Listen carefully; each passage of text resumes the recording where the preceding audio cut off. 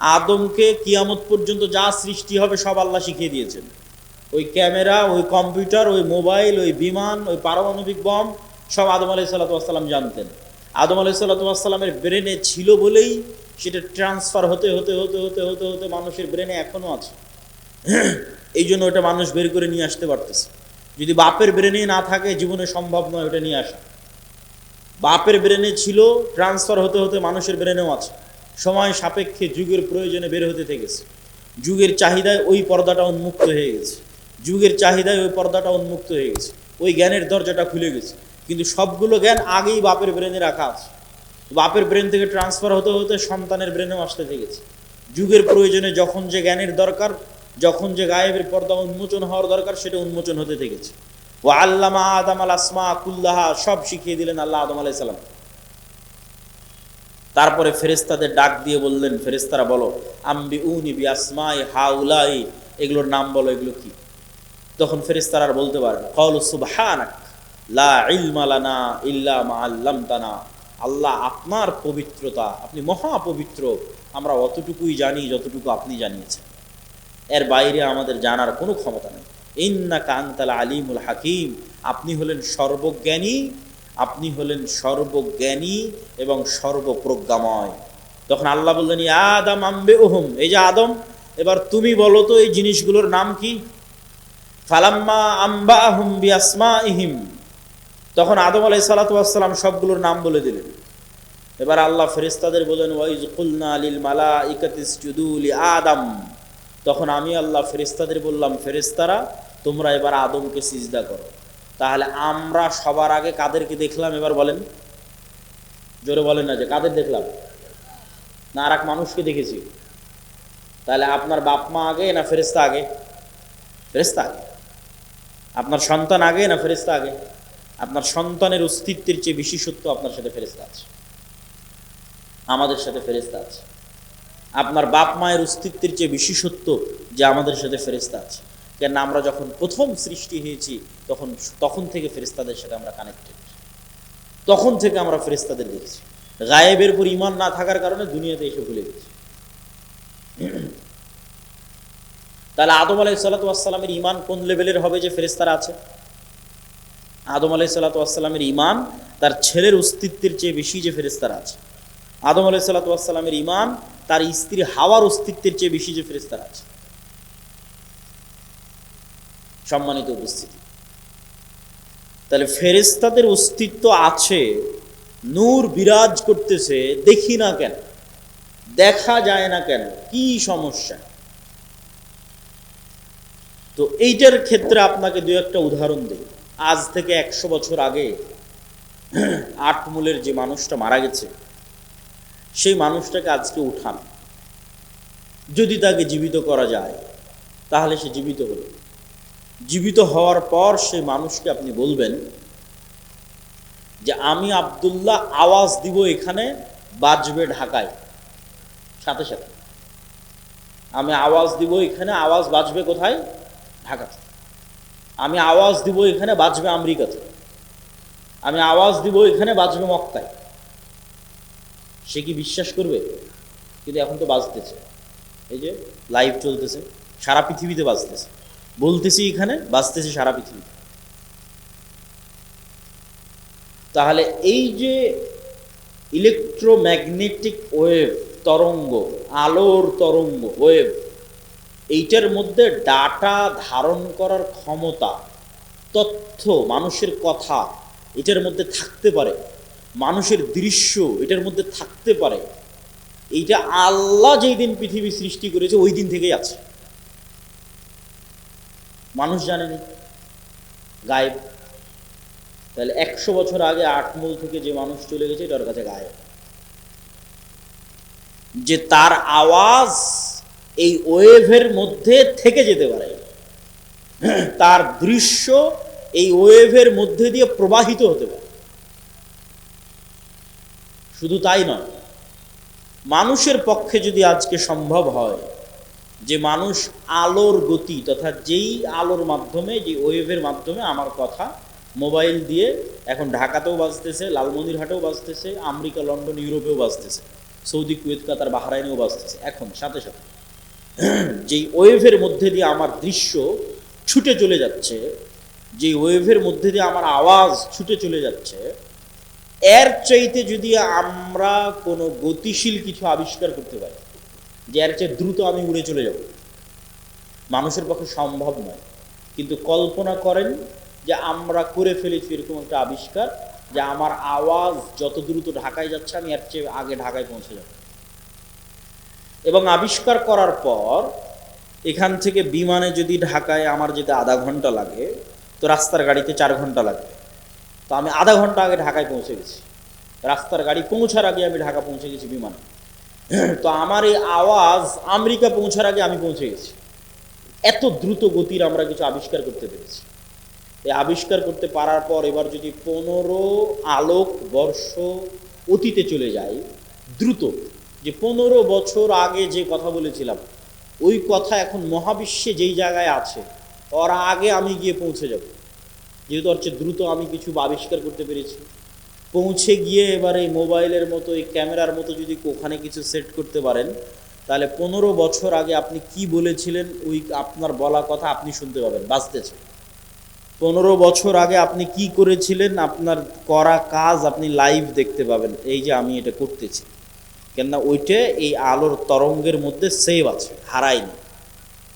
বিজ্ঞানীরা এখনো জানে না যে পৃথিবী যখন প্রথম সৃষ্টি হয়েছে তখন পৃথিবী থেকে যে আলো মহাবিশ্বের দিকে ছুটতে থেকেছে ওইটা এখনো মহাবিশ্বের শেষ মাথায় পৌঁছতে পেরেছে কিনা। তাহলে এভাবে যদি 1400 বছর আগে চলে যান, তাহলে মোহাম্মদ সাল্লাল্লাহু আলাইহি ওয়াসাল্লামের হাদিস বুখারীতে পড়া লাগবে না, আপনি কানে শুনতে পাবেন, নিজে কানে শুনতে পাবেন, যেমন এখন লাইভ বাজতেছে। তো 1500 বছর অতীতে চলে গেলে আলোর গতির চেয়ে বেশি গতি নিয়ে মোহাম্মদ সাল্লাল্লাহু আলাইহি ওয়াসাল্লামের হাদিস নিজে কানে শোনা যাবে, বদরের যুদ্ধ লাইভ দেখা যাবে, বাস্তবে হচ্ছে এটা দেখা যাবে। এটা মানুষের দ্বারা সম্ভব নয়। এটা দিয়ে আল্লাহ মানুষের গুনাহকে গোপন রেখেছে, নাহলে একজন মানুষের গুনাহ গোপন থাকবে। এই আলোর গতির চেয়ে মানুষের গতি কম থাকার কারণে মানুষের গুনাহ আজ গোপন আছে। সম্মানিত উপস্থিতি, তাহলে আমরা যা বলছি তার 1 সেকেন্ডও হারায় না, 1 সেকেন্ডও নয়, চাহে মোবাইলে রেকর্ড হোক আর না হোক, ওই তরঙ্গের মধ্যে থেকে যায়। যে কেউ চাইলে ধরে বের করে নিয়ে আসতে পারে। আল্লাহ সুবহানাহু ওয়া তাআলা এটা দিয়েই ধরে বের করবেন, এটা আমি বলি।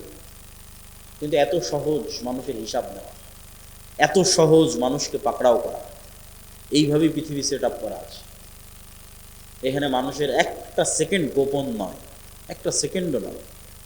কেন আলো এই ডাটাগুলো ধারণ করে নিচ্ছে, যা করতেছে তাও সেভ আছে, যা বলতেছে তাও সেভ আছে। মানুষ চাইলে নিজেই দেখতে পারবে। মানুষকে আলোর চেয়ে দ্রুত গতির যন্ত্র আবিষ্কার করে অত বছর আগে চলে যেতে হবে, চলে গিয়ে নিজের আমলগুলো দেখতে হবে। তো আমি এগুলো করেছি, তো আমি এগুলো বলেছি, আমি নিজে শুনতে পাচ্ছি আমি কি বলেছি, আমি নিজে দেখতে পাচ্ছি আমি কি করেছি। কাফা বিনাফসিকাল ইয়াউমা আলাইকা হাসিবা, মানুষ আজকে তোমার বিচারের জন্য তুমি একাই যথেষ্ট। আলাদা কোনো বিচার বিভাগ কায়েম করে বিচার করতে হবে এইটা না, তুমি নিজেই যথেষ্ট। সম্মানিত উপস্থিতি, তাহলে কি বলছিলাম, গায়েব, নূর। তাহলে এই আলো আমার ডাটা ধারণ করতে পারে, এটা একসময় গায়েব ছিল, চোখে দেখা যায় না, তো এখনো দেখা যায় না, এখনো দেখা যাচ্ছে না, যন্ত্র ধরতে পেরেছে কিন্তু আমরা তো দেখতে পাচ্ছি না। তাহলে ওইটা যেমন সত্য যে আল্লাহ যেদিন পৃথিবী সৃষ্টি করেছেন ওই দিন থেকে মানুষের বলা কথায় আলোর মধ্যে থেকে গেছে, মানুষের বলা কাজ করা কাজ এই আলোর মধ্যে থেকে গেছে, এর চেয়ে বেশি সত্য যে এখানে নূর আছে, ফেরেশতা আছে, এটা এখন গায়েব। এবার বাস্তব জগতের আরো কিছু উদাহরণ দেই যেগুলো এখন যন্ত্রও ধরতে পারে। যেমন আল্লাহর একটা সৃষ্টিজীব কুকুর, কুকুরের ঘ্রাণ শক্তি মানুষের চাইতে 10,000 গুণ বেশি। তো আমি এই যে মাইকটা সামনে আছে, এটা আমি নাক দিয়ে টেনেও আর কোনো গন্ধ পাচ্ছি না। কারণ আমি যদি বলি যে এই মাইকের কোনো গন্ধ নাই, এটা মিথ্যা কথা হবে। এই মাইকটাই আপনি একটা প্রশিক্ষিত কুকুরের নাকে ধরেন, তারপর মোলাম গাড়ি বাজারে ফেলে রেখে আসেন কোনো এক জঙ্গলে, ওই কুকুর ওখান থেকে খুঁজে বের করে নিয়ে আসবে ওই মাইকটা। 50 গুণ 100 গুণ বেশি নয়, 1000 গুণ নয়, 10,000 গুণ বেশি। মানুষের যদি কোনো শরীরে ক্যান্সার হয়, তাহলে কোন কোষটাতে ক্যান্সার হয়েছে ওই ক্যান্সারের কোষের যে গন্ধ এটা পর্যন্ত কুকুর ধরতে পারে। মানুষের শরীরে যদি ভাইরাস হয়, যে করোনা ভাইরাস হয়েছে, তাহলে করোনা ভাইরাসের মতো অদৃশ্য জিনিসের গন্ধ কুকুর ধরতে পারে।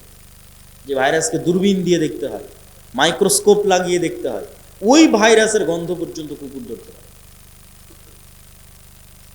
আর মানুষ এখন পর্যন্ত এমন কোনো যন্ত্র আবিষ্কার করতে পারেনি যেটা কুকুরের লেভেলে ঘ্রাণ নিতে পারবে। এই জন্য মানুষ কুকুরকেই কাজে লাগায়, যে একটা যন্ত্র আমি আবিষ্কার করেছি যেটা কুকুরের মতো ঘ্রাণ নিতে পারবে, নাই, এরকম কোনো যন্ত্র আবিষ্কৃত হয়। তাহলে পৃথিবীতে এমনও ঘ্রাণ আছে যেই ঘ্রাণ মানুষ পায় না, যেই ঘ্রাণ মানুষের তৈরি কোনো যন্ত্রও পায় না। এখন এখানে যদি মিসকে আম্বরের মতো সুগন্ধি থাকে, ধরেন কথার কথা ফেরেশতারা এসেছে, ফেরেশতাদের গায়ে মিসকে আম্বরের মতো সুগন্ধি আছে, ওই সুগন্ধি আমি পাচ্ছি না। কথা কি আমার বুঝতে পারছেন? তো আমি যে ওই সুগন্ধি পাচ্ছি না, তার মানে সুগন্ধি নাই, এটা কি ঠিক? এটা ঠিক নয়। ঠিক তেমনি এমনও আওয়াজ আছে, কবরের আযাব কই, শুনতে তো পাই না। পাশ দিয়ে পিঁপড়া যাচ্ছে, শুনতে পান? শুনতে পাই না। এই রেকর্ডারও যদি ওই পিঁপড়ার কাছে লাগান, তবুও ধরা যাবে না পিঁপড়ার আওয়াজ। তাহলে পিঁপড়ার হাঁটার আওয়াজ হয় না? মিথ্যা কথা। সাপের যাওয়ার আওয়াজ হয় না? মিথ্যা কথা। ওইটা যেই লেভেলের সূক্ষ্ম আওয়াজ, ওটা আবার আল্লাহর আর এক সৃষ্টিজীব ধরতে পারে। যেমন হাতির মতো অন্য আরো কিছু প্রাণী আছে, আর আওয়াজ ধারণে খুবই সূক্ষ্ম, কয়েক লক্ষ কোটি কিলোমিটার দূরের আওয়াজ, সূক্ষ্ম থেকে সূক্ষ্ম আওয়াজ ধারণ করতে পারে। তাহলে কবরের আযাব হচ্ছে, কে শুনতে পায়? আল্লাহর সৃষ্টিজীব শুনতে পায়, মানুষ শুনতে পায়। তাহলে এটা এখনো পৃথিবীতে এরকম অসংখ্য সৃষ্টিজীব আছে যাদের একজনের কাজ আর একজনের সাথে মিলবে না। আপনি একটা ঘরের মধ্যে একটা বাবুই পাখিকে ছেড়ে দেন, তো জানালাই খুঁজে পাবে না কোথায় জানালা, একবার দেওয়ালের সাথে বাড়ি খাবে, একবার ছাদের সাথে বাড়ি খাবে, অথচ আপনি দেখতে পাচ্ছেন এটা জানালা, ও জানালা খুঁজে পায় না। ওর দৃষ্টিশক্তি ওইভাবেই আল্লাহ সীমাবদ্ধ করে রেখেছে। তো ও যেমন জানালা খুঁজে পাচ্ছে না, ঠিক তেমন আপনি ফেরেশতা খুঁজে পাচ্ছেন না। ওই পর্যন্তই আপনার জ্ঞানের সীমা, দেখার সীমা, অনুভূতির সীমা। সাপ মানুষকে দেখতে পাই, যে আমি আব্দুল্লাহ 5 ফিট 5 ইঞ্চি, 5 ফিট 6 ইঞ্চি মোটা, এরকম দাড়ি, সাদা কালো, যেভাবে আপনি আমাকে দেখছেন এভাবে সাপ দেখে। এভাবে দেখার ক্ষমতা আল্লাহ সাপকে দেয়। সাপ বুঝতে পারে তাপ, তাপ দিয়ে বুঝতে পারে যে মানুষ। কুকুরও এইভাবে দেখতে পারে না, কুকুর মাত্র দুইটা জিনিস, দুইটা রং দেখতে পায়। তাহলে কুকুর কেমনে দেখবে যে আমি সাদা কালো, উঁচু লম্বা মোটা? দেখতে পায় না। কুকুর গন্ধ, গন্ধ দিয়ে চিনে যেটা আমার মনিব, গন্ধ দিয়ে চিনে যে মানুষ, এটা বলে। তাহলে এক একজনের দৃষ্টি সীমা, চিন্তা সীমা, দেখার সীমা আল্লাহ এক একভাবে ভাগ এবং বন্টন করে রেখেছে। এক একজনকে এক এক জগতে সীমাবদ্ধ করে রেখে দিয়েছে। মাছকে পানির জগতে সীমাবদ্ধ করে রেখে দিয়েছে। ঠিক সেরকম ফেরেশতার জগৎ এই পৃথিবীতেই আছে, ফেরেশতারাই আছে পৃথিবী। কিন্তু আপনি দেখতে পাচ্ছেন না কেন? আপনার ওই দেখা এবং শোনার সীমাবদ্ধতা আল্লাহ তৈরি করে রেখেছে। সম্মানিত উপস্থিতি, তাহলে পৃথিবীতে এমনও আওয়াজ আছে যা মানুষ শুনে না, মানুষের যন্ত্র শুনে না। এমনও গন্ধ আছে যা মানুষ নিতে পারে না, মানুষের যন্ত্র নিতে পারে না। ঠিক এমনও আলো আছে মানুষ দেখে না, মানুষের যন্ত্র দেখে না, আল্লাহর সৃষ্টি দেখে। রাসূলুল্লাহ সাল্লাল্লাহু আলাইহি ওয়াসাল্লাম বলেন, ইযা সামি'তুম সাইহাতাদ দীকাহ, যখন তোমরা মোরগের আওয়াজ শুনতে পাও, তখন আল্লাহর কাছে কল্যাণ কামনা করো। ফাইন্নাহা রাআতিল মালাইকা, ফেরেশতাদের যে নূর, এই নূরের যে আলো, এই আলো মোরগ দেখতে পায়। বলেন আল্লাহু আকবার। তাহলে ফেরেশতা বিরাজমান, নূর বিরাজমান। মানুষের যন্ত্র দেখতে পায় না, মানুষ দেখতে পায় না, কিন্তু আল্লাহর এক সৃষ্টিজীব দেখতে পায়। রাসূল সাল্লাল্লাহু আলাইহি ওয়াসাল্লাম বলছেন, যখন তোমরা গাধার আওয়াজ শোনো, নুহাকাল হিমার, তখন ফাতাআউযু মিনাশ শাইতান, তখন তোমরা শয়তান থেকে পরিত্রাণ চাও। শয়তানের আলো আর এক ভিন্ন লেভেলের আলো, এটা আগুনের আলো, এটাও অদৃশ্য। মাইক্রোওয়েভ ওভেনের যে হিটিং, এইটা যেমন অদৃশ্য, ঠিক তেমন জিনের আলো, শয়তানের আলো অদৃশ্য। কিন্তু ওই আলো কুকুর দেখতে পায়, গাধা দেখতে পায়, মানুষ দেখতে পায় না। সম্মানিত উপস্থিতি, তাহলে আমি আপনি দেখতে পাই না, মানে অস্তিত্ব নাই, এটা সম্পূর্ণ মিথ্যা কথা, সম্পূর্ণ ডাহা মিথ্যা কথা, যেগুলোর নিদর্শন, যেগুলোর আলামত আল্লাহ নিজে পৃথিবীতে দিয়ে রেখেছে। তাহলে আমরা কি বলছিলাম? ফেরেশতা আছে, ফেরেশতার আওয়াজ মানুষ শুনতে পারে, ফেরেশতাকে দেখতেও পারে।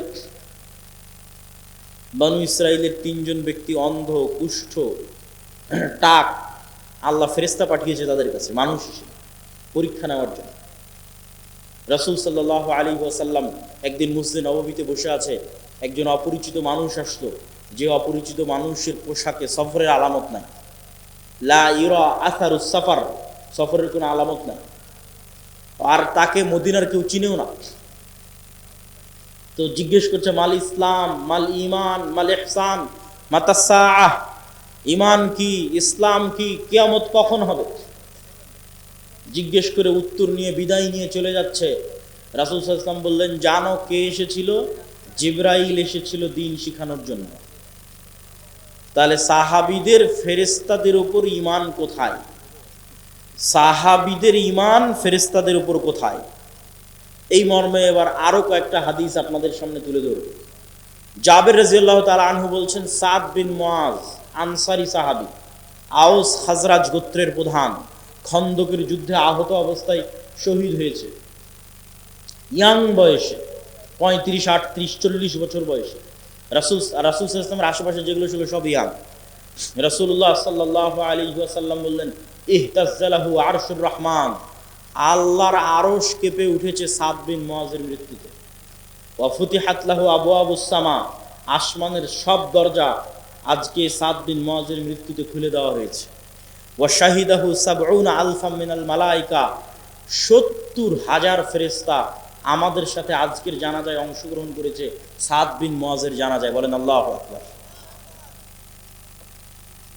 তো আসমানের দরজা থাকতে পারে, এটা কঠিন তো কিছু নয়। আমরা তো আসমান থেকেই পৃথিবীতে এসেছি, জান্নাত থেকেই পৃথিবীতে এসেছি।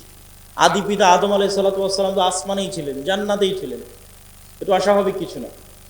জান্নাত থেকে নামতে হলে তো কোনো না কোনো দরজা দিয়েই নেমেছে, সেই দরজা দিয়ে ঈসা আলাইহিস সালাতু ওয়াস সালাম উপরে উঠে গেছে, সেই দরজা দিয়ে মুহাম্মদ সাল্লাল্লাহু আলাইহি ওয়াসাল্লাম উপরে উঠে গেছে। ছিলামই তো আমরা জান্নাতে, আসমানে। সুতরাং এই যোগাযোগ কঠিন, অস্বাভাবিক কিছু না।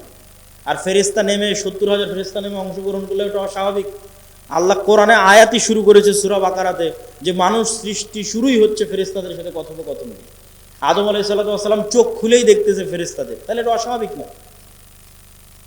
ঈমান বিল গায়ব না থাকার কারণে মনে হচ্ছে অস্বাভাবিক, ঈমান বিল গায়বে ইয়াকিন না থাকার কারণে মনে হচ্ছে অস্বাভাবিক। জাবের রাদিয়াল্লাহু তাআলা আনহু বলছেন, লাম্মা কুতিলা আবি, আমার পিতা যখন মারা গেল, অনেক মেয়ে রেখে, ঋণ রেখে,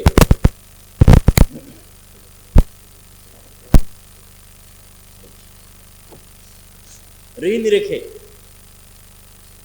তখন জাবের রাদিয়াল্লাহু তাআলা আনহু কাঁদতেছে। আল্লাহর নবী বলতেছে, তুমি কেন কাঁদছো? মা জালাতিল মালাইকাতু তুজিল্লু বিআজনিহাতিহা, আরে তুমি কাঁদছো কেন? তোমার বাপের লাশকে ফেরেশতারা এখনো ছায়া দিয়ে রেখেছে, এখনো ফেরেশতারা তোমার বাপের লাশকে ছায়া দিয়ে রেখেছে, তুমি কেন কাঁদছো? আয়েশা রাদিয়াল্লাহু তাআলা আনহা বলছেন, সাদ বিন মুআজের জানাজা উঠানো যায় না, এত ভারী। যুবক মানুষ, ওই যুগে তার এত বিরিয়ানি, এত পোলাও, এত বার্গার, পিৎজা ছিল না যে খেয়ে মোটা হয়ে যাবে, ওজন ভারী হবে। হালকা পাতলা, মুজাহিদ মানেই হালকা পাতলা, অথচ লাশ উঠানো যায় না, এত ভারী। তো মানুষজন কথোপকথন শুরু করলো, কেন উঠানো যায়? আল্লাহর নবী বললেন, সাদ বিন মুআজের জানাজার সাথে, সাদ বিন মুআজের এই লাশের সাথে এত বেশি পরিমাণে ফেরেশতা লেগে আছে যে এই লাশ ভারী হয়ে গেছে, উঠানো যাচ্ছে না, এত বেশি পরিমাণে ফেরেশতা লেগে আছে। খন্দকের যুদ্ধের ঘটনা, রাসূল সাল্লাল্লাহু আলাইহি ওয়াসাল্লাম খন্দকের যুদ্ধ থেকে ফিরে অস্ত্র রেখে দিয়েছেন, গোসল করতে চলে গেছেন। জিবরাইল উপস্থিত হয়ে রাসূল সাল্লাল্লাহু আলাইহি ওয়াসাল্লামকে বলতেছে, আপনি অস্ত্র রেখেছেন?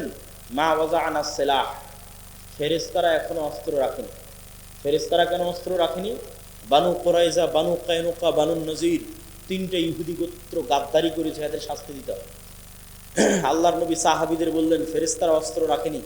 জিবরাইল এসে বলতেছে, চলো, যুদ্ধ এখনো শেষ হয়নি, যুদ্ধ করতে হবে। সব সাহাবী মিলে অস্ত্র উঠিয়ে আবার যুদ্ধের জন্য এগিয়ে গেল।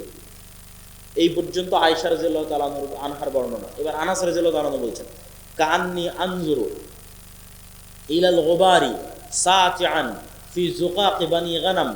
বলছেন সাহাবীরা সহ আল্লাহর নবী সহ যখন আমরা বের হচ্ছি ইহুদি গোত্রগুলোর দিকে এগিয়ে যাওয়ার জন্য, তখন আমাদের সামনে দেখছি ধুলায় অন্ধকার। ঠিক যেমন 500-1000 মোটরসাইকেলের শোডাউন দিলে গ্রামের রাস্তায় ধুলা উঠতে থাকে, পিছনের গাড়িতে করে যদি আপনি থাকেন দেখবেন যে ধুলায় অন্ধকার হয়ে গেছে রাস্তা। বলে আমরা যাচ্ছি তো সামনে ধুলায় অন্ধকার। কিসের ধুলা? আনাস রাদিয়াল্লাহু তাআলা বলছেন আমাদের আগে আগে জিবরাইলের ঘোড়সওয়ার বাহিনী যাচ্ছে। আল্লাহু আকবার। জিবরাইলের ঘোড়সওয়ার বাহিনীর পায়ের আঘাতে ধুলা তৈরি হয়েছে। সাদ বিন আবি ওয়াক্কাস রাদিয়াল্লাহু তাআলা আনহু থেকে বর্ণিত, তিনি বলেন, রাআইতু ইয়াওমা উহুদিন আন ইয়ামিনি ওয়া আন ইয়াসারি। উহুদের যুদ্ধের দিন আমার ডানে এবং আমার বামে দুইজন ব্যক্তি, রজুলাইন আলাইহিমা সিয়াবুন বীজুন, দুইজন ব্যক্তি সাদা পোশাকধারী, মা রাআইতুহুমা ক্বাবলু আলা বাদ, যাদেরকে আমি অতীতে কোনোদিন দেখিনি, পরে কোনোদিন দেখিনি। এই দুইজন সাদা পোশাকধারী ব্যক্তি আশাদ্দাল কিতাল, বীর বিক্রমে যুদ্ধ করতেছে, সীমাহীন ভয়ঙ্কর যুদ্ধ করতেছে। রাসূল সাল্লাল্লাহু আলাইহি ওয়াসাল্লামকে এসে যখন শোনালাম, আল্লাহর নবী বললেন এরা দুইজন হচ্ছে জিবরাইল আর মিকাইল। আল্লাহু আকবার। জিবরাইল মিকাইল যুদ্ধে অংশগ্রহণ করেছে রাসূল সাল্লাল্লাহু আলাইহি ওয়াসাল্লামের পক্ষে। বর্ণনা দিচ্ছেন সাদ বিন আবি ওয়াক্কাস। একজন সাহাবী এক যুদ্ধে এক মুশরিকের পিছনে ধাওয়া করতেছে, তো আকাশ থেকে আওয়াজ আসতেছে, আকদিম ইয়া হাইজুম, হে হাইজুম তুমি এগিয়ে চলো।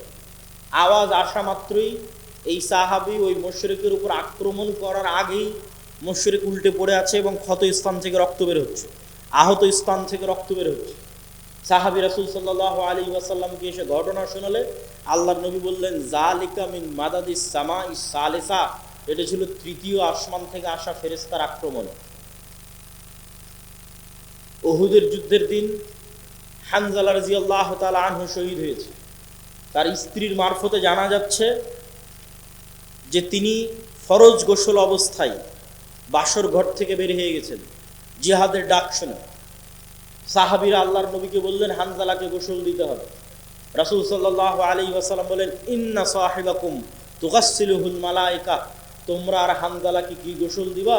ফেরেশতারা ইতিমধ্যে গোসল দিয়ে ফেলেছে। তাহলে এবার আপনি শুধু চিন্তা করবেন সাহাবীদের ঈমান ফেরেশতার অস্তিত্বের উপর, আর আমার আর আপনার ঈমান ফেরেশতার অস্তিত্বের উপর। ঈমান বিল গায়বে ইয়াকিন, যেটা আমাদের বক্তব্যের মূল বিষয়বস্তু, যার এক পয়েন্টে আমরা আছি ঈমান বিল মালায়েকা, ফেরেশতার উপর ইয়াকিন, ফেরেশতার অস্তিত্বের উপর ইয়াকিন। এইগুলো কি শুধু হাদিসে এসেছে? না। এগুলো কি শুধু হাদিসে এসেছে? না। স্বয়ং আল্লাহ সুবহানাহু ওয়া তাআলা কোরআন মাজিদে বলতেছে। আল্লাহ সুবহানাহু ওয়া তাআলা কোরআন মাজিদে মুসলমানদের বিভিন্ন যুদ্ধে ফেরেশতা অবতীর্ণ করার কথা 5-6 আয়াতে বলেছে। ইস্তাস্তাগীসুনা রাব্বাকুম ফাস্তাজাবা লাকুম আন্নী মুমিদ্দুকুম বিআলফিম মিনাল মালাইকাতি মুরদিফিন। তোমরা আল্লাহর কাছে বিপদে পড়ে সাহায্য চেয়েছিলে, আমি আল্লাহ আসমান থেকে তোমাদের পক্ষে 1000 ফেরেশতা অবতীর্ণ করেছি। আর এক আয়াতে আল্লাহ সুবহানাহু ওয়া তাআলা বলছেন, ইস্তাকুলু লিল মুমিনিনা আলাই ইয়াকফিয়াকুম আন ইউমিদ্দাকুম রাব্বুকুম বিসালাসাতি আলাফিম মিনাল মালাইকা। তোমাদের জন্য কি যথেষ্ট নয় যে আল্লাহ আসমান থেকে 3000 ফেরেশতা অবতীর্ণ করেছে? যদি প্রয়োজন হয় আল্লাহ 5000 ফেরেশতা আসমান থেকে অবতীর্ণ করবেন। সম্মানিত উপস্থিতি, তাহলে ফেরেশতারা আল্লাহর নবীর পক্ষ হয়ে যুদ্ধে অংশগ্রহণ করেছে, আর সেই ফেরেশতাদের সাহাবীরা দেখেছে, সেই ফেরেশতাদের অস্তিত্বের প্রভাব সাহাবীরা দেখেছে। আবু সাঈদ খুদরি রাদিয়াল্লাহু তাআলা আনহু থেকে বর্ণিত, তিনি বলেন, উসাইদ বিন হুযাইর নামে এক সাহাবী তার কৃষি কাজের জায়গায় রাতের বেলা কোরআন তেলাওয়াত শুরু করেছে। কোরআন নূর, কোরআন তেলাওয়াত শুরু করেছে। তো তার ঘোড়া লাফালাফি করতেছে কোরআন তেলাওয়াত শুনে। উনি কোরআন তেলাওয়াত থামিয়ে দিয়েছেন, আবার শুরু করলেন, আবার ঘোড়া লাফালাফি করলো। 3 বার এরকম হওয়ার পর আর কোরআন তেলাওয়াতই করলেন। আল্লাহর নবীকে এসে ঘটনা শোনালে আল্লাহর নবী বললেন, তিলকাল মালাইকাতু দানাত লিসাউতিক, উসাইদ তোমার কোরআন তেলাওয়াতের আওয়াজে আল্লাহর ফেরেশতারা সব ওখানে নিকটবর্তী হয়ে গেছিল, যেই ফেরেশতাদের দেখে ঘোড়া লাফালাফি করতেছে। তুমি যদি সকাল পর্যন্ত তেলাওয়াত অব্যাহত রাখতে, মানুষেরও ফেরেশতাকে দেখে নিতে। মানুষের ফেরেশতাকে দেখা অস্বাভাবিক কিছু নয়, যেটা আমরা শুরুতেই দুইটা দলিল দিয়ে নিয়েছি যে মানুষ ফেরেশতাকে দেখতে পারে। সম্মানিত উপস্থিতি, তাহলে ফেরেশতারা অস্তিত্বশীল, ফেরেশতারা বিরাজমান, এবং কিয়ামতের পূর্ব মুহূর্তেও মানুষ ফেরেশতা দেখবে। মানুষের যদি ঈমান বিল গায়ব নাও থাকে তবুও দেখবে। ঈসা আলাইহিস সালাতু ওয়াস সালাম যখন নেমে আসবে তখন দুই ফেরেশতার কাঁধে নেমে আসবে। দাজ্জাল যখন মক্কা এবং মদিনায় প্রবেশ করবে তখন ফেরেশতারা উন্মুক্ত তরবারি হাতে থাকবে। তো এই আলোচনা থেকে আমাদের শিক্ষা কি? এই আলোচনা থেকে আমাদের শিক্ষা হচ্ছে যে পৃথিবীতে মানুষ দুই ধরনের, হয় শয়তানের গোলাম, শয়তানের বন্ধু, আর না হলে আল্লাহর গোলাম, আল্লাহর ফেরেশতার বন্ধু। আপনি নিজেকে খুঁজে নিতে পারেন যে আপনি কোন কাতারে, আপনি শয়তানের গোলাম, শয়তানের বন্ধু, না আল্লাহর গোলাম, ফেরেশতার বন্ধু। দেখেন রাসূল সাল্লাল্লাহু আলাইহি পরীক্ষা যে আপনি শয়তানের সাথে না ফেরেশতার সাথে।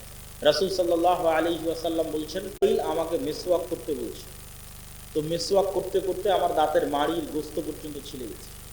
কেন মিসওয়াক করতে বলছে? আমার মুখের গন্ধে জিবরাইলের কষ্ট হয়। তো আল্লাহর নবীর পবিত্র মুখের গন্ধে জিবরাইলের কষ্ট হয়, তাই বারবার মিসওয়াক করতে বলছে। আর আপনার আটমূল শিবগঞ্জের যে মানুষ রাত দিন বিড়ি সিগারেট খাচ্ছে, ওর কাছে ফেরেশতা আছে না শয়তান আছে? একটু জোরে বলেন, কে আছে? শয়তান আছে। সে শয়তানের বন্ধু, সে শয়তানের গোলাম। মনে করেন আটমূলের একটা বাড়ি, যে বাড়িতে ঢুকতে সালাম দেওয়া হয়, খাওয়ার শুরুতে বিসমিল্লাহ বলা হয়, টয়লেট বাথরুমে গেলে সেই টয়লেট বাথরুমে দোয়া পড়া হয়, 5 ওয়াক্ত সালাতে উজু করা হয়, সালাত আদায় করা হয়, বাড়িতে কোরআন তেলাওয়াত করা হয়, তাহলে ওই বাড়িতে কারা আছে? ফেরেশতারা আছে। নূরে পরিপূর্ণ বাড়ি। ঠিক যেমন আজ থেকে 100 বছর আগের মানুষ জানতো না যে আমার কথা এইভাবে আমেরিকায় গিয়ে বাজতে পারে, ওই রকম নূর আপনি জানেন না, কিন্তু আপনার বাড়ি নূরে পরিপূর্ণ। ঠিক এই আলো যেমন দেখা যাচ্ছে, এরকম অদৃশ্য একটা আলো, যে আলোতে ওই বাড়ি পরিপূর্ণ হয়ে আছে, সেটা হচ্ছে নূর।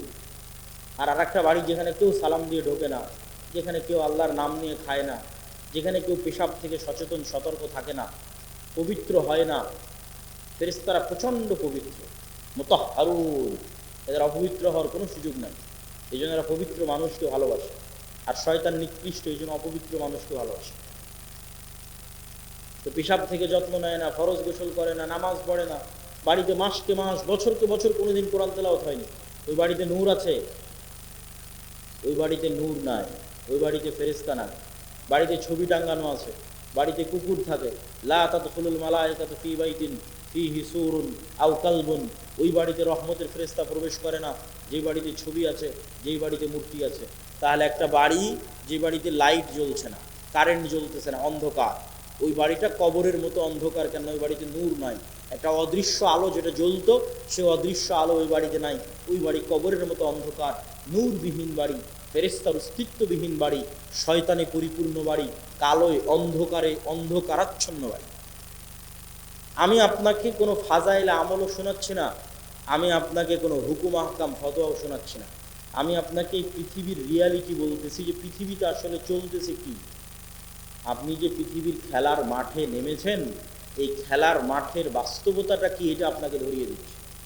যেমন ক্রিকেট খেলতে নামলে, ফুটবল খেলতে নামলে, গ্রামের আর কোনো খেলা খেলতে নামলে ওর নিয়ম থাকে যে এই দাগ পার হলে আউট, আর এই দাগ পার হলে নট, আর এই হলে ছক্কা, এই হলে উমুক তুমুক।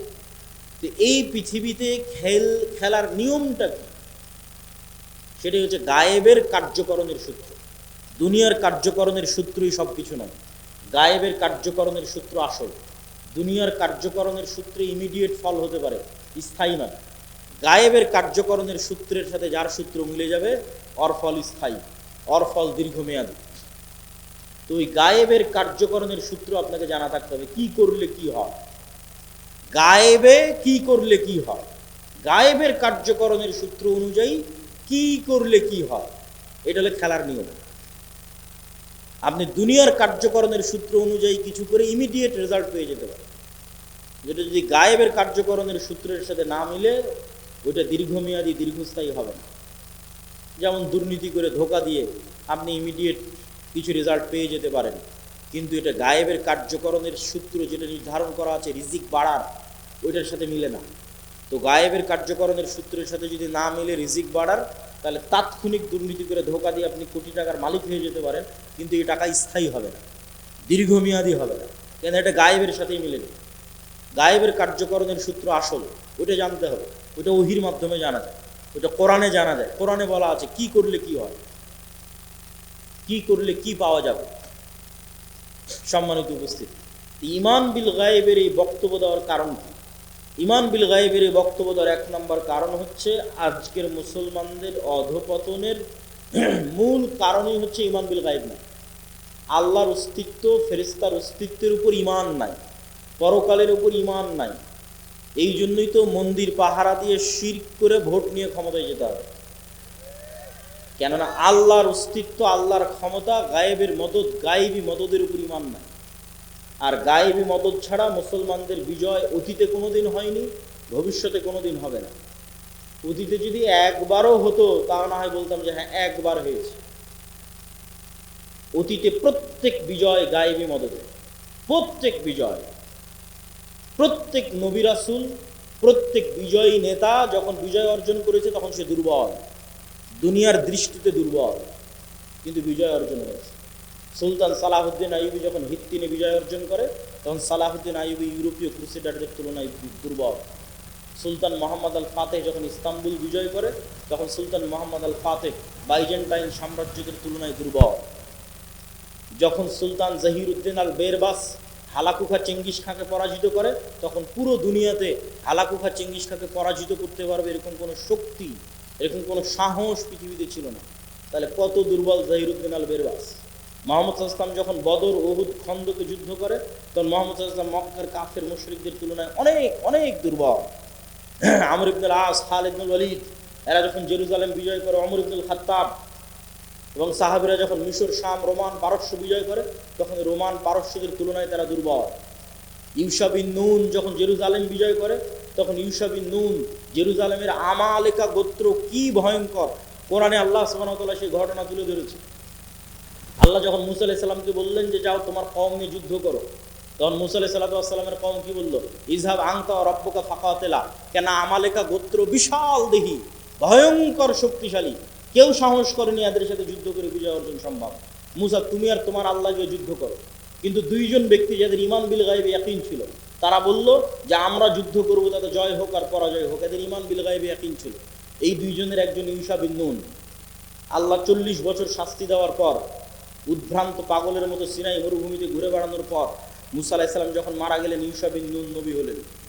তখন ইউশা বিন নুন এবার বানু ইসরাইলকে নিয়ে তওবা করে জেরুজালেম বিজয় করতে যাচ্ছে ওই আমালেকা গোত্রের বিরুদ্ধে, যাদের কাছে এরা একদম দুর্বল। তো শুক্রবারের দিন বিকেলবেলা ইউশা বিন নুন আল্লাহর কাছে দোয়া করতেছে, আল্লাহ সন্ধ্যা হয়ে গেলে যুদ্ধ বন্ধ করতে হবে, কেন শনিবার ইহুদি ধর্ম অনুযায়ী পবিত্র দিন, আপনি সূর্যকে থামিয়ে দিন, আমরা যুদ্ধে বিজয় অর্জন করি। আল্লাহ পৃথিবীর ইতিহাসে একবারের জন্য, শুধু একবারের জন্য সূর্যকে থামিয়ে দিলেন। কিছু মুফাসসির বলেছেন কয়েক দিনের জন্য থামানো ছিল, কিছু মুফাসসির বলেছেন কয়েক ঘন্টার জন্য থামানো ছিল। সূর্য আটকে থেমে থেকে গেল। গায়েবী মদদে ইউশা বিন নুন বিজয় দিল, বিজয় অর্জন। মুসলমানদের বিজয় অতীতে কোনোদিন গায়েবী মদদ ছাড়া হয়নি, আগামী কিয়ামত পর্যন্ত কোনোদিন গায়েবী মদদ ছাড়া হবে না। এই জন্য গায়েবী মদদে বিশ্বাস লাগবে, ঈমান বিল গায়েবে ইয়াকিন লাগবে। আর ঈমান বিল গায়েবে ইয়াকিন না থাকার জন্য মুসলমান মুনাফিকে পরিণত হয়ে গেছে। আজকের মুসলমানেরা মুনাফিক অধিকাংশ। লাম্মা ইয়াদখুলুল ঈমানু ফি কুলুবিহিম, তাদের কলবে ঈমান প্রবেশ করে। কেন লা ঈমান আল ঈমান লা আমানাত লাহু, এক কলবে ঈমানের নূর আর মিথ্যার অন্ধকার একসাথে থাকতে পারে। অথচ গত 16 বছর কত ওসি, ডিসি, এসপি, মন্ত্রী, মিনিস্টার, আজকে এখনো কত sub registrar, AC land lakh lakh টাকা দিয়ে ওমরা করে আসতেছে, কত জালসা মসজিদ মাদ্রাসার কমিটির মেম্বার, অথচ ওর পদে যখন বসে তখন ঘুষখোর। তাহলে লাম্মা ইয়াদখুলুল ঈমানু ফি কুলুবিহিম, অন্তরে ঈমান প্রবেশ করে, ঈমান বিল গায়েব নাই, বাহ্যিক ইসলাম নিয়ে মানুষকে ধোঁকা দিচ্ছে। অথচ আবু সুফিয়ান কোনোদিন মিথ্যা বলেনি, মুহাম্মদ সাল্লাল্লাহু আলাইহি ওয়াসাল্লামের বিরুদ্ধে মিথ্যা বলেনি। আবু তালেব কাফের হতে পারে, আবু লাহাব কাফের হতে পারে, মিথ্যুক, দুর্নীতিবাজ, ধোঁকাবাজ না, এই জন্য আবু তালেব নিজে ইসলাম গ্রহণ না করলেও আবু তালেবের ছেলে আলী যখন ইসলাম গ্রহণ করেছে তখন মহানেতা, কেন নেতাই তৈরি হয় সত্যবাদিতা, আমানতদারিতা, ন্যায়পরায়ণতার উপর। আর মুসলমানদের মধ্যে নেতা তৈরি হওয়া বন্ধ হয়ে গেছে, কেন মুসলমানেরা সত্যবাদী আমানতদার থাকতেই পারছে না, নেতা কিভাবে তৈরি হবে? আর এই নেতা যেন আর কোনোদিন তৈরি না হতে পারে, এই জন্য দুটো পদ্ধতি মুসলমানদের উপর চাপিয়ে দেওয়া আছে। একটা হচ্ছে গণতন্ত্রের কালচার, আর একটা হচ্ছে সুদী অর্থনীতি। গণতন্ত্র এমন এক কালচার যেখানে এক দল আর এক দলের বিরুদ্ধে মিথ্যা তো বলবেই। এই শিবগঞ্জ আসনে এরকম যত আসন আছে, একই আসনের ৬-৭ জন ১০ জন মনোনয়ন প্রার্থী একজন আরেকজনের বিরুদ্ধে মিথ্যা বলতেছে। তাহলে নেতৃত্বই তৈরি হবে না সত্যবাদিতা, আমানতদারিতা ছাড়া। আর এখানে গণতন্ত্রের নেতৃত্ব শুরুই হচ্ছে কি দিয়ে বলেন তো? মিথ্যা এবং দুর্নীতি দিয়ে।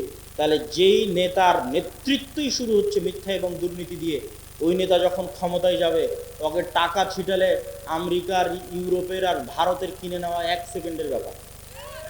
কেন? ও জন্মগত মিথ্যুক, জন্মগত দুর্নীতিবাজ। এই জন্যই গণতন্ত্র টিকিয়ে রাখা আছে, যেন সৎ নেতার জন্মই না হতে পারে, এমন নেতা আসুক যাকে আমি কিনে নিতে পারি। আর মুসলমানদের মধ্যে এই স্বভাব আগে ছিল না।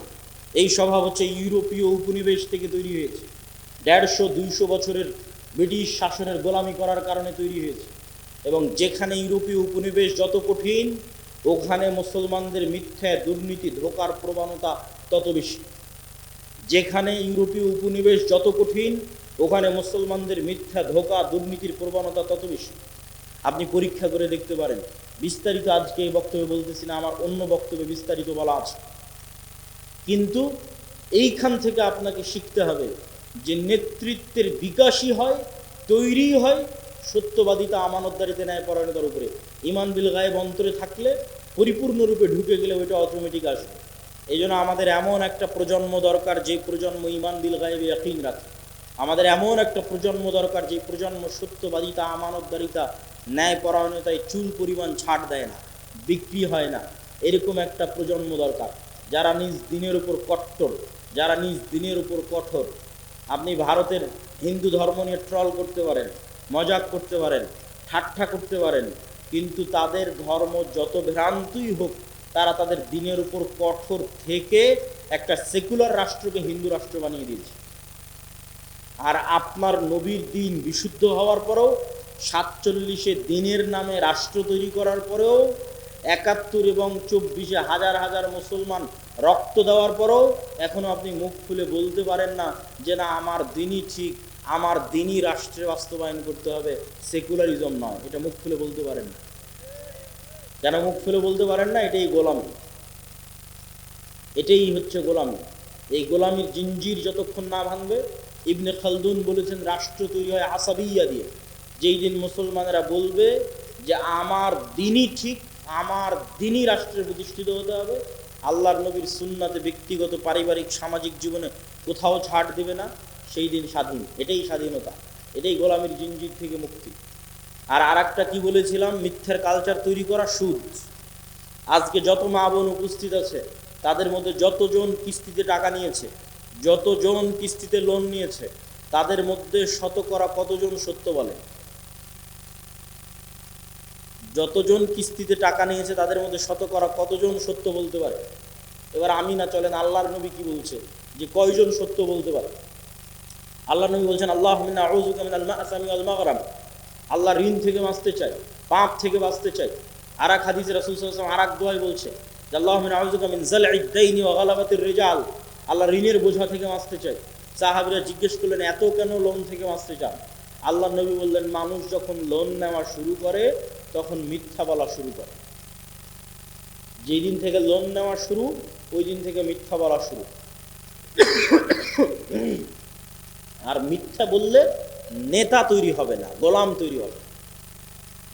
তাহলে যে মা বোন কিস্তিতে লোন নিয়েছে এবং মিথ্যা বলতেছে প্রতিনিয়ত, ছেলেকে দিয়ে মিথ্যা বলাচ্ছে, এই সমস্ত পরিবার থেকে নেতা তৈরি হবে না, গোলাম তৈরি হবে। এই জন্য আমাদের কোথাও প্রকৃত নেতা না, সব জায়গায় গোলাম বসে আছে। কেননা মিথ্যুক মানেই গোলাম, দুর্নীতিবাজ মানেই গোলাম। আর একজনের কাছে, টাকার কাছে বিক্রি হয়ে যাবে, গোলাম। সম্মানিত উপস্থিতি, বক্তব্যের শেষে গুরুত্বপূর্ণ কয়েকটা কথা আছে। এই আটমূল সালাফিয়া মাদ্রাসা আল জামিয়া সালাফিয়ার সাথে অধিভুক্ত একটি শিক্ষা প্রতিষ্ঠান। এই প্রতিষ্ঠানকে সহযোগিতা করা, এই প্রতিষ্ঠানের পাশে দাঁড়ানো আপনাদের